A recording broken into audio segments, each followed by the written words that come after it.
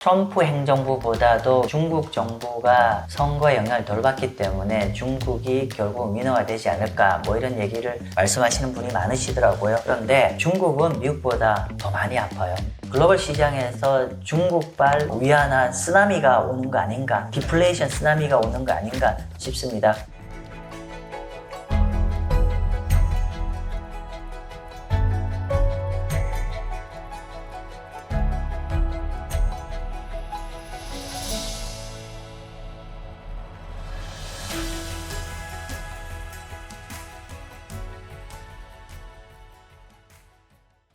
네, 안녕하세요. 마경환입니다. 지난 시간에는 제가 현재까지 지금 책정된 관세를 가지고 미국 경제경영과 처시설을 말씀드렸고, 이번 시간에는 지난 시간에 이어서 현재 관세율, 즉 미국의 보편 관세율 모든 국가의 10%, 그리고 중국 제품에 대해서 145%인 현재 수준이 앞으로 유지된다라고 했을 때의 어떤 중국 경제의 영향, 그리고 그거에 따른 어떤 투자의 시사점을 좀 설명을 드리는 시간을 가지도록 하겠습니다. 보시죠.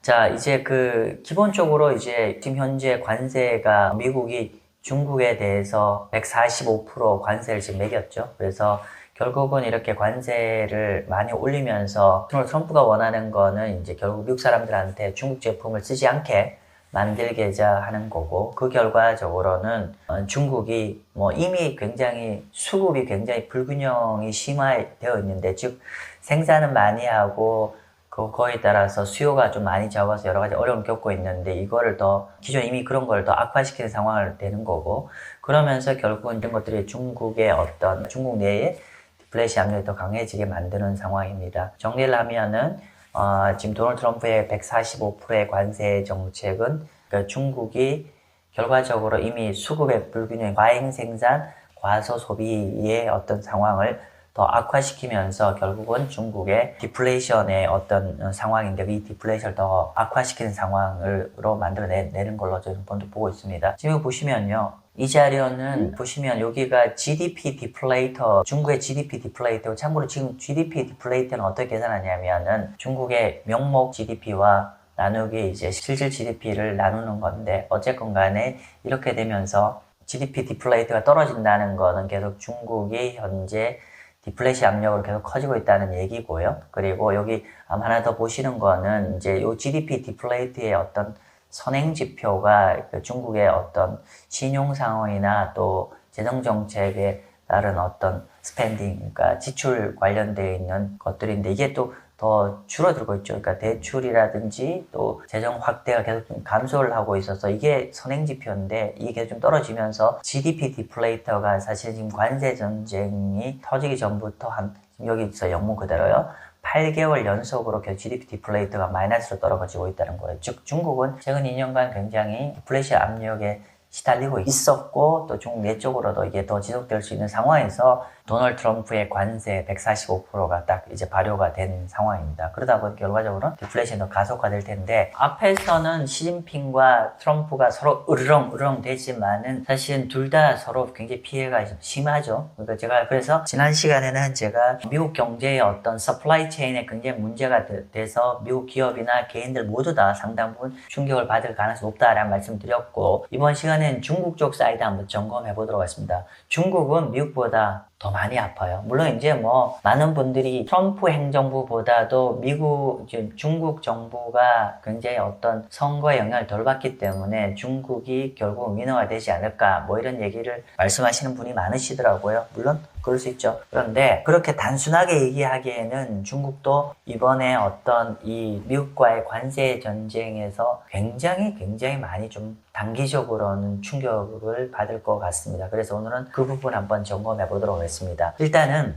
해외 자료를 공유해 드리다 보니까 좀 영문 자료에서 양해 부탁드리고요. 제 말 그대로입니다. 중국의 페인 포인트, 중국이 가장 아파하는 지역 무엇일까라는 얘기입니다. 먼저 지금 미국 같은 경우는 기본적으로 미국 경제가 중국으로부터 어떤 여러 가지 서플라이, 그러니까 어떤 공급적 측면의 어떤 중국 제품에서 서플라이 체인을 다른 데 돌리고 싶어 하는 어떤 시도이죠. 요번에 관세라는 게 뭐 개인도 그렇고 그리고 기업들도 야, 미국 제품에서 좀 의존하는 거 좀 이제 완전히 좀 줄여서 디커플링 하자라는 의도이고, 그런데 뭐 이렇게 이제 미국이 이제 중국에 대해서 어떤 중국 제품에서 좀 다른 데에서 좀 구하자라고 했을 때 중국은 어떤 어려움이 있냐면요. 기본적으로 중국은 지난 10여 년간 중국이 가장 문제가 된 게 뭐냐면은 이런 생산시설, 그러니까 생산시설 대비해서 디맨드가 좀 많이 취약한 게 문제입니다. 게다가 이제 이 생산시설을 갑자기 줄일 수는 없잖아요. 근데 기본적으로 미국이 중국 제품의 디맨드를 더 감퇴시키는 영향이기 때문에 결국은 현재 중국의 가장 큰 문제는 이미 기존에도 그랬었지만은 어떤 생산시설 대비해서 제품을 이렇게 소비를 해줄 수 있는 소비처가 너무 부족하다는 게 문제고, 이게 더 악화가 될 것 같다. 따라서 supply and demand의 어떤 imbalance, 불균형이 더 악화되는 게 중국에서는 가장 좀 뼈아픈 지점이라고 해석할 수 있을 것 같습니다. 한번 볼까요? 특히나 아직 중국 경제가 최근 한 5년, 10년 정도 굉장히 디플레이션에 굉장히 좀 시달리고 있거든요. 그래서 디플레이션도 시달리고 있고, 그러다 보니까 중국 소비자들이나 기업들이 굉장히 좀 위축되어 가고 있는 상황에서 이런 상황이 발생한 게 더 아픈데, 특히나 보면은 최근 이제 한 지난 몇 년 동안 부동산 가격도 하락하고 그러다 보니까 중국이 해외 수출 확대를 통해서 현재 지난 몇 년간의 어려움을 타개하려고 했었고, 수출을 통해서 그러니까 경제 활력을 모색을 했는데, 그런데 지난 2년간의 그 수출이 늘었는데 그건 지점이다. 미국으로부터 통한 지점이라는 게 뼈아프다는 겁니다. 한번 보도록 할게요. 지금 보면은요, 이게 GDP 대비해서 중국의 수출의 비중인데 2016년 한 10년 전만 하더라도 중국의 수출의 비중이 한 20% 정도까지 되어 있다가 그 이후에 계속 감소를 해서 한 17%까지 줄어들었었습니다.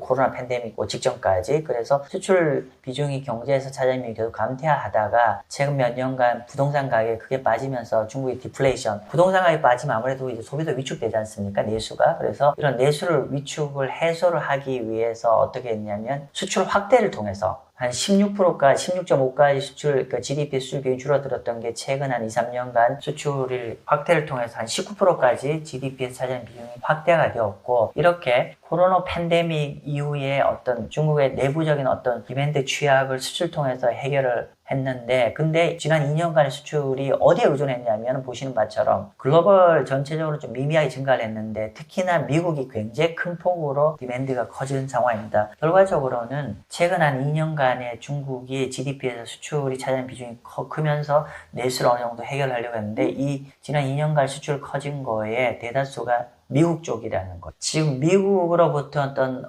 외부적인 어떤 디맨드가 지난 한 2년간에 중국의 어떤 라이프라인, 그러니까 생명줄이었다. 이렇게 표현하고 있네요. 자, 이런 상황에서 지난 2년간의 내수의 어려움을 중국의 어떤 수출로 늘렸고, 그 수출 늘린 거에 상당 부분이 미국의 어떤 소비에서 기인했다는 상황에서 지금 관세 전쟁이 터진 거예요. 자, 이렇게 되다 보니까 결국 안 그래도 어려운데 이제 미국이 이렇게 뭐라 해야 될지 모르겠는데 왕따, 그죠? 디커플링 이렇게 한다면은 결국은 중국의 어떤 생산 시설이 유유 시설로 갈 가능성이 높죠. 지금 보면은 지금 이제 만약에 이제 지금 이렇게 현재 관세 전쟁의 이슈가 미국과 유럽과 기타 이머징 마켓 국가들도 경제 굉장히 어려운 봉착하게 되는 거고, 이렇게 되면은 결국은 중국의 어떤 수출 섹터가 더 많이 영향을 받을 수밖에 없겠죠. 즉 뭐냐면은 이번에 미국발 관세 전쟁이 단순하게 미국에만 영향을 미치는 게 아니라 유럽 그리고 기타 이머징 마켓 경제도 나쁘게 만들기 때문에 이렇게 되면은 중국의 주력 수출 시장이 더 어려워지게 되고, 이렇게 되면 중국의 수출이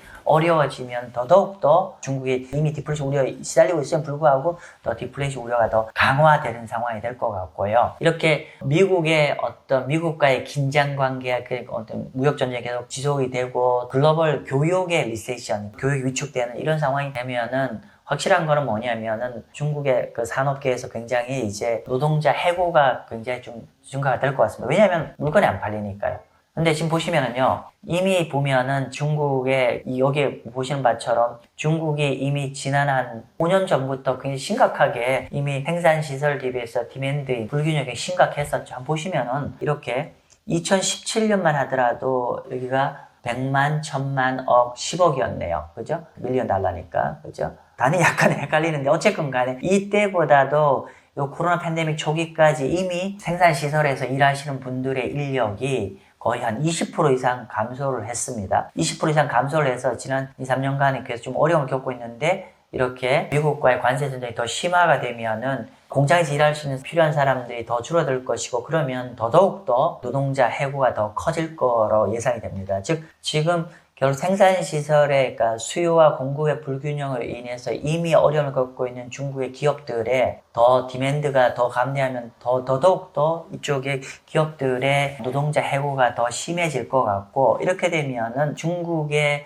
어떤 실업률이 이렇게 급격하게 올라가면 이건 결국은 사회 불안으로 연결될 것이고 물론 이제 우리가 미국에 비해서 어떤 시진핑이 어떤 리더십이 더 강하지만 어쨌건 간에 이렇게 사회 불안이 커지게 되면은 중국의 리더십도 이게 좀 사실은 쉽지가 않은 국면입니다. 애국심에서 호소해서 하는 것도 있지만은 그러나 그건 제한적일 거고 결국은 실업률이 큰 폭으로 더 올라가면은 중국의 시진핑 정부도 이거에 대해서 굉장히 좀 어려움을 겪게 될 겁니다. 그래서 어쨌건 간에 현재의 어떤 관세율, 일반 관세 10% 그리고 중국 제품 145%가 그대로 유지된다라고 했을 때 결국 미국 제품으로 미국의 관세의 직접적인 충격은 지금 중국 생산 시장, 그러니까 영국의 아웃풋 그로스거든요.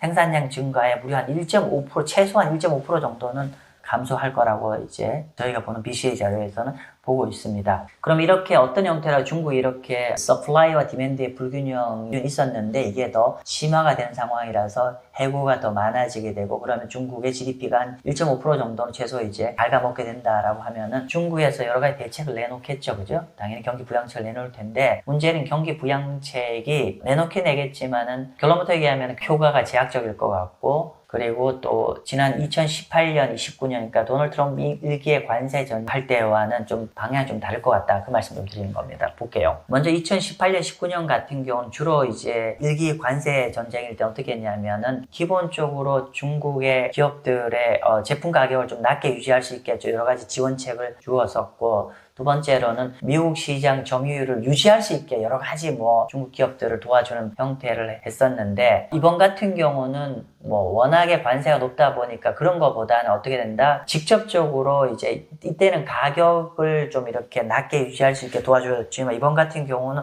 직접적으로 중국의 수출 기업들이 살아남기에 직접적인 지원책을 더 많이 할 것 같고 그리고 또 하나는 미국의 마켓셔를 유지하는 것보다 여러 가지 중국의 기업들이 고용을 유지할 수 있게 하는 방향으로 경기 부양책이 포커스가 이루어질 것 같다라고 보고 있습니다. 왜냐하면 뭐 딱히 이제 미국 시장 점유율 유지하는 정책은 이미 거의 불가능한 상황이니까 오히려 이걸로 인해서 고용 불안이라든지 이런 것들을 좀 최대한 막고 또 수출 기업들도 여기에 충격을 받는 것들에서 살아남게 할 수 있는 여러 가지 정책을 좀 펼치고자 하는 겁니다. 일단 보면은 먼저 중국의 수출 기업들의 보조금 정책입니다. 이게 1기 때 썼던 보조금 정책인데 이번에도 그 수출 보조금 정책은 기업들한테 지원해 줄 것 같은데 문제는 1기 때와 달리 지금 굉장히 경제 여건이 중국이 어렵다는 거죠. 왜냐하면 보신 바처럼 중국 기업들의 주택 착공 건수라든지 중국 기업의 완공 건수인데 2018년, 19년만 하더라도 이렇게 굉장히 중국의 부동산이 좋았어요. 그런데 현재는 와우, 자 여러분 깜짝 놀랐는데 2021년 고점 대비해서 먼저 검정색이 뭐냐면은 주택 착공 건수가 무려 70% 줄어들었어요. 그리고 중국의 그 주택 완공 건수도 한 30% 감소를 했죠. 즉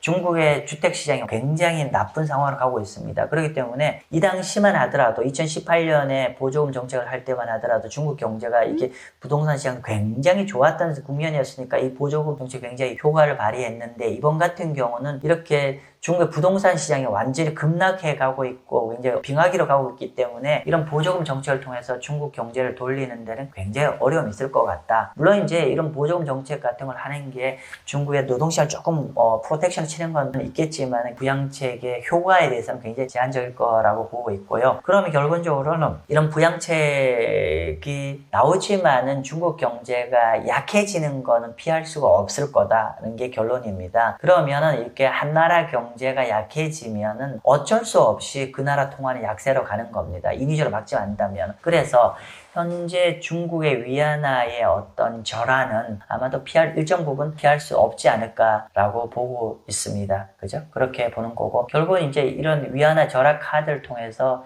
제가 자주 말씀드리겠지만 미국에서의 어떤 마켓슈어 떨어지는 거를 다른 시장, 예를 들면 유럽 시장이라든지 한국 시장에서 제품 가격 경쟁력을 제고시켜서 마켓슈어를 더 늘리고자 하는 큰 그림에서 움직이는 거고, 그러면 이게 결국은 글로벌 시장 입장에서는 중국의 위안화 절하나 제품 가격 싼 거에 대해서 미국에서 팔지 못하는 물건을 다른 시장, 주로 유럽일 텐데 유럽과 한국, 동남아에서 물건을 더 많이 밀어붙이게 되면 어떻게 보면 글로벌 시장에서 중국발 위안화 쓰나미가 오는 거 아닌가, 디플레이션 쓰나미가 오는 거 아닌가 싶습니다. 그래서 제가 자주 말씀드리는 거지만은 이거의 어떤 시사점은 한국이나 유럽 같은 경우는 결국은 이제 그러니까 나라의 디플레이션을 더 악화시키는 거고, 그렇게 보면은 결국 디플레이션이 된다는 건 성장률 둔화와 물가가 둔화가 되는 거고, 이렇게 되면은 한국 국채 같은 건 더 매력이고 유럽 국채도 좀 더 매력적으로 된다는 의미가 되겠죠. 그럼 한국 기업들은 어떻게 되겠냐는데, 큰 그림에서는 이제